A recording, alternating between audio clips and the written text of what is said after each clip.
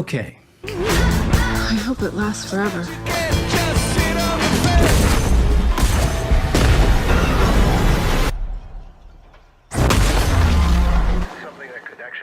Let's watch a sitcom or something. No!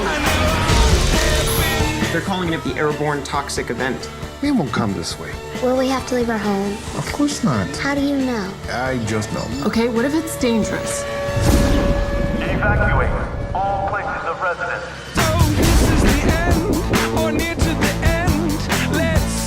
We have a situation.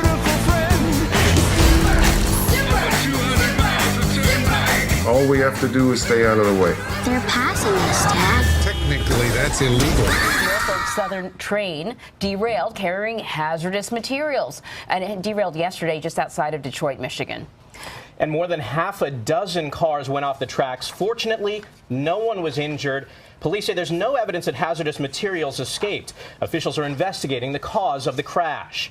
And all this comes nearly 2 weeks after a different Norfolk Southern train derailed in Ohio. The company pledged to pay for the cleanup. CBS News correspondent Roxana Saberi joins us now with more. Roxana, good morning. Good morning, Michael. Norfolk Southern continues to pledge that it will pay for the cleanup. And federal and state officials say they are doing all they can to monitor air, water, and soil quality. But for many residents, that is just not enough. They're deeply concerned about their long-term health. And for some, the frustration is reaching a breaking point.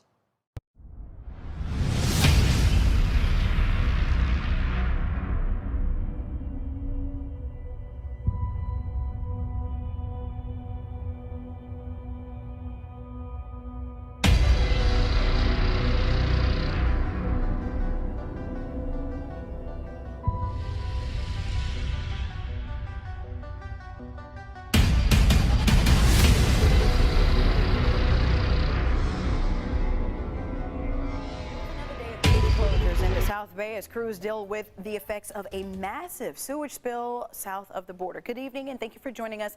I'm Kirsten Holmes. No one is allowed in the water from the border through Silver Strand due to high contamination levels from that spill and what could be that way for some time. It all started last week when a construction crew damaged a 60-inch pipeline south of Tawana. But things are improving slowly. We go to CBS 8's reporter Steve Fiorina. He's live for us at the Imperial Beach Pier. Steve, what can you tell us about the situation right now? We understand that they've got repair crews working 18 hours a day to try to fix that rupture and get the pollution to end. Very complex and wide-ranging project.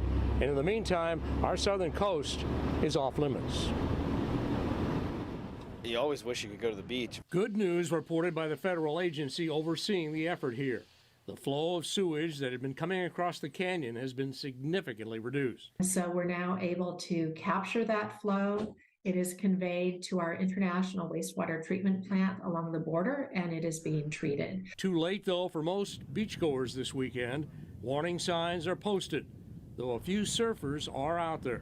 We were just camping actually down by the TJ River last night, and you couldn't go anywhere. The trails were closed. Everything was closed because of contamination. So it's unfortunate. No beach, no campgrounds, no hiking trails, nothing. It's incredibly disappointing, especially for the kids, because they just learned to ride bikes, and all they wanted to do is ride to the beach this morning, and now we're going to look at a distance. We're stuck in gas lines.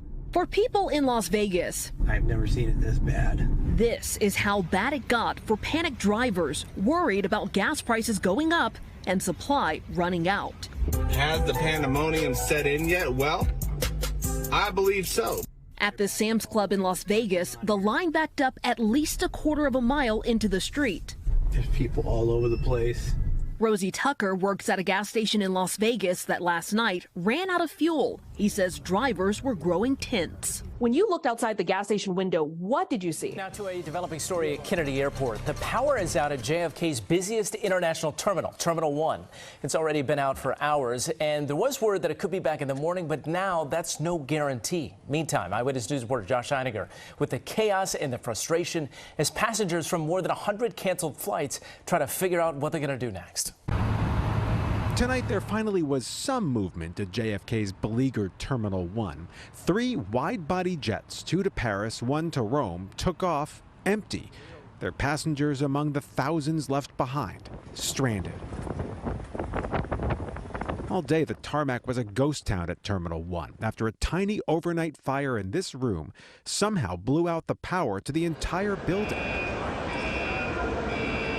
Hours later, fire alarms were still blaring in the ticketing hall, where there were no tickets, just bewildered passengers. We have how many? 6 more terminals, 7 more terminals here. Why not move all the flights to other terminals or maybe to a Newark airport or something? I can't imagine this situation happen anywhere. Only in New York does the airport run as mini fiefdoms, each terminal operated by a different entity. We're getting news like all the other terminals are open, it's just this one. Meaning while some airlines manage to be accommodated for arrivals in neighboring terminals, most of the 20 or so airlines that use Terminal 1 simply diverted elsewhere.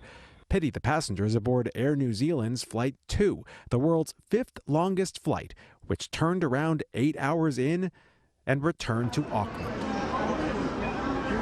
Back at Kennedy, people trying to leave New York arrived at the airport to find handwritten destination boards like this. Everything canceled. The lucky ones boarded buses to Newark Airport, where they hoped to catch replacement flights. But most people just had to figure it out, with no idea how long it'll take for things to get back to normal. But of course, the damage has already been done. Thousands of people stranded here in the tri-state area and all the way around the world. So they will try again tomorrow. As for the fire that led to all of this, well, the cause of that fire is under investigation tonight.